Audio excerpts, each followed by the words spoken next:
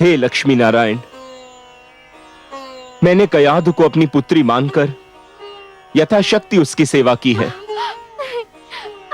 किंतु अब वह जिस अवस्था में है, उस अवस्था में कोई भी पुरुष, चाहे वह उसका पिता ही क्यों न हो, उसके पास नहीं रह सकता।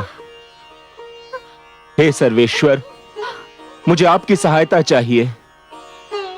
अब केवल आप ही मेरी सहायता कर सकते हैं सर्वेश्वर।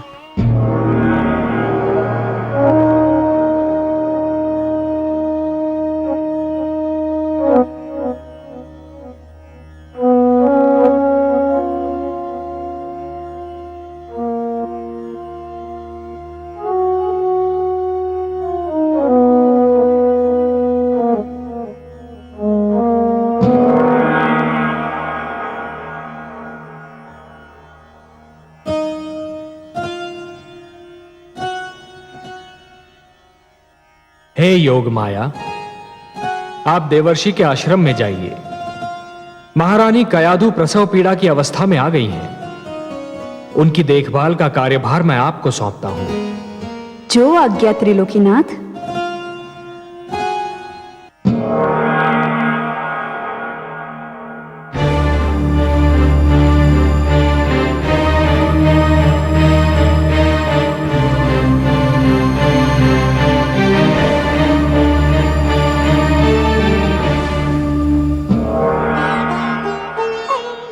प्रणाम देवर्षि। धन्य है देवी कि आप आ गईं।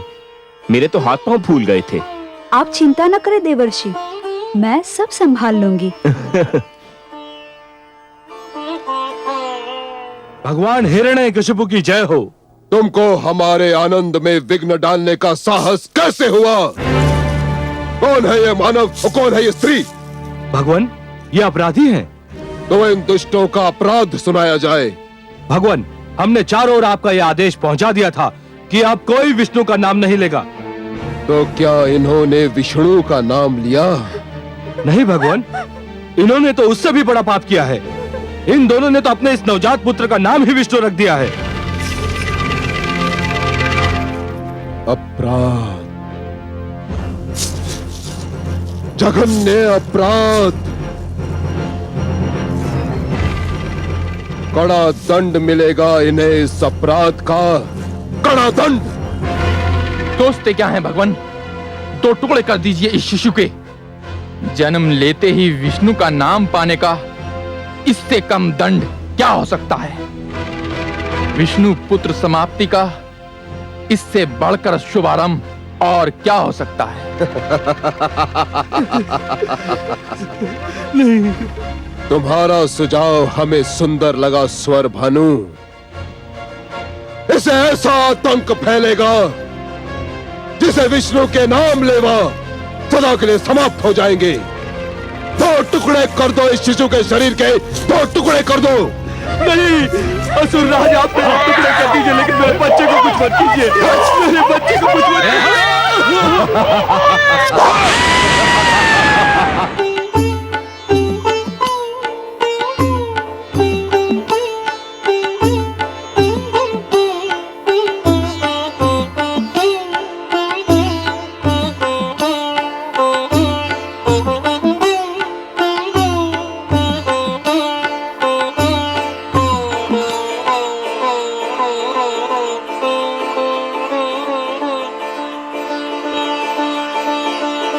आयुष्मान भव पुत्र।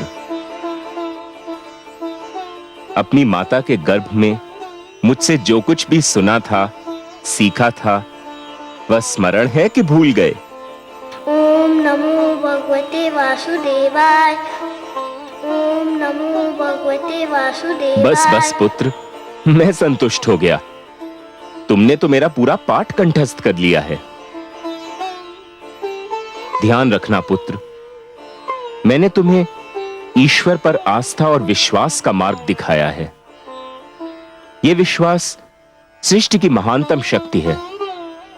जो ईश्वर पर अडिग विश्वास रखता है, वह पर्वत से टकराए तो पर्वत झुक जाए, समुद्र से मिले तो समुद्र शांत हो जाए। सूर्य, चंद्रमा, नक्षत्र मंडल जिसकी ओर भी दृष्टि डाले, वही उसका दास हो जाए, सृष्टि का पूरा भेद ही उसकी मुट्ठी में आ जाए। कठिन को सरल और असंभव को संभव बनाना उसके बाएं हाथ का खेल होगा। पुत्र, इस मार्ग से कदापि नहीं हटना।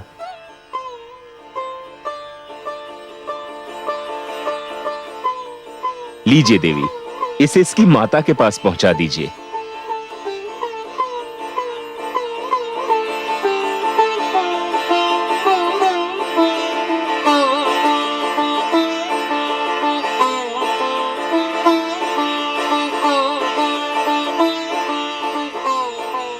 नारायण नारायण।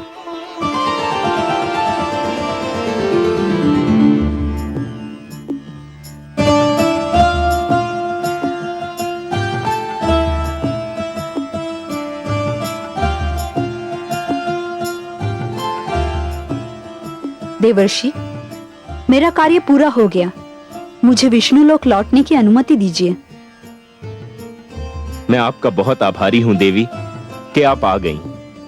आपने ऐसे समय पर मेरी सहायता की जब मेरी बुद्धि भी काम नहीं कर रही थी। आपको कोटि कोटि धन्यवाद।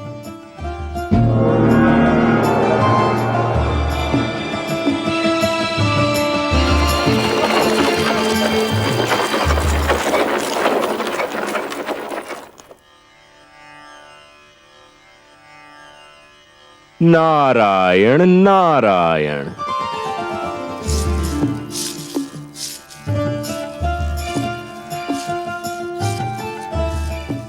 प्रणाम देवर्षि। जब से मैंने सुना है कि मेरे पुत्र का जन्म हुआ है, मैं उसे देखने के लिए व्याकुल हूं। कैसा है मेरा पुत्र? स्वयं चलकर देख लीजिए। आइए। चलिए देवर्षि।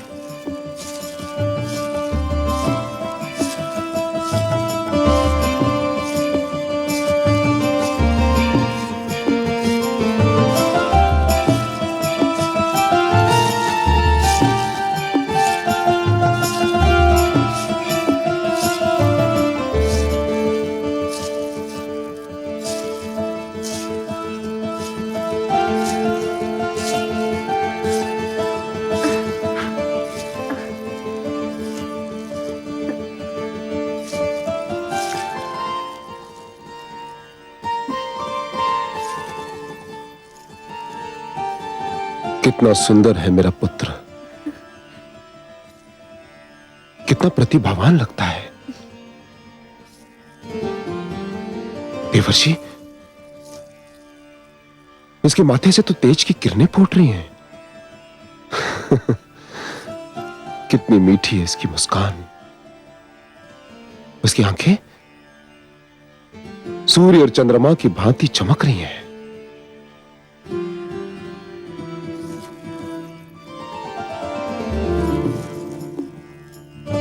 धन्यवाद महारानी।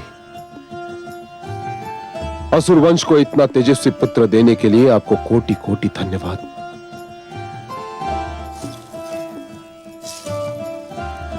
देवर्षि, आज यदि मेरा पुत्र सुरक्षित है तो केवल आपकी कृपा के कारण। असुरराज, मेरी कृपा आपको इसलिए लग रही है क्योंकि मैंने जो कुछ भी किया वो आपने देख लिया। आपके पुत्र पर तो धरती और आकाश से न जाने किस किस ने कृपा की है। आपने तो देख ही लिया कि इसके मुख पर कितना तेज है। देवर्षि, तीनों लोक में आपसे बड़ा ज्योतिष विद्या का ज्ञाता कोई नहीं। मेरी विनती है कि मेरे पुत्र का नामकरण आप ही करें। नारायण नारायण। असुरराज, आप पुत्र पाकर प्रसन्न हुए ना? प्रसन्न, अति प्रसन्न, हर्षित, अति हर्षित देवर्षि। तो जो अत्यंत प्रसन्नता देता है, असीम हर्ष प्रदान करता है, उसे प्रहलाद कहते हैं। असुरराज, मैं आपके पुत्र का नाम प्रहलाद रखता हूं क्योंकि यह आपके जीवन में प्रसन्नता और आह्लाद लेकर आया है। प्रहलाद।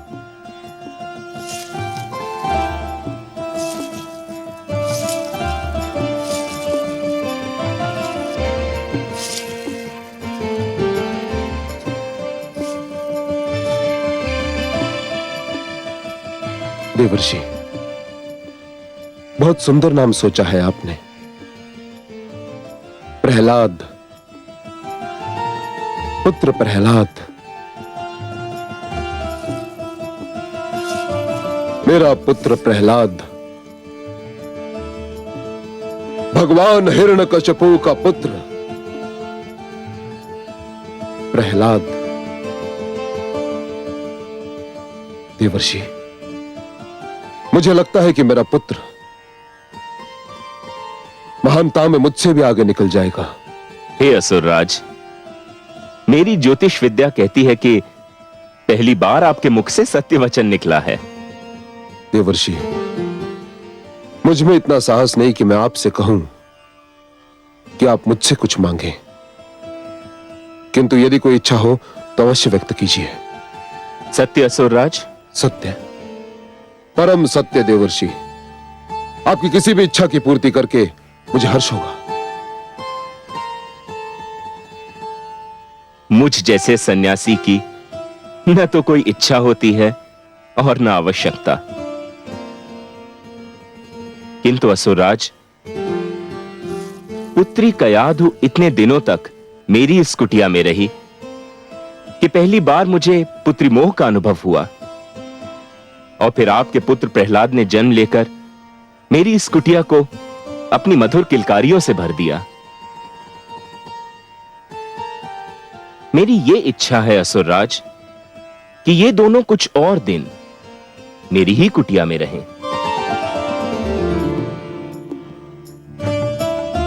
आपने तो मेरे मन की बात कह दी देवर्षि। मेरी भी इच्छा थी कि मैं और मेरा पुत्र आप ही के साथ रहें। मुझे तो देवर्षि की कुटिया स्वर्ग के समान लगती है। देवर्षि, मैं आपकी इच्छा की पूर्ति के लिए वचनबद्ध हूं। अपने पुत्र से दूर रहना मेरे लिए संभव नहीं, किंतु आपके उपकारों के आगे मैं नतमस्तक हूं।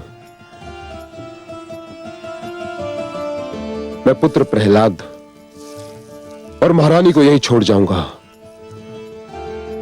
और आपको मुझे एक वचन देना होगा। कहिए असुरराज, क्या चाहते हैं आप?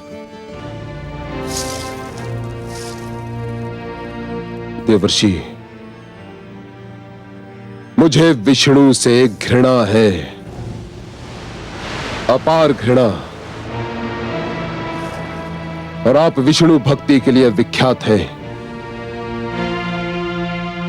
मुझे वचन दीजिए कि आप मेरे पुत्र के सम्मुख विष्णु का नाम कभी नहीं लेंगे देवर्षि, कभी नहीं। मुझे वचन दीजिए। असुरराज, पुत्र कयाधु और दौहित्र प्रहलाद के लिए मैं कुछ भी त्याग कर सकता हूं। मैं आपको वचन देता हूं कि मैं सब कुछ कहूंगा, किंतु आपके पुत्र के सम्मुख विष्णु शब्द का उच्चारण नहीं करूंगा। सुंदर, अति सुंदर देवर्षि।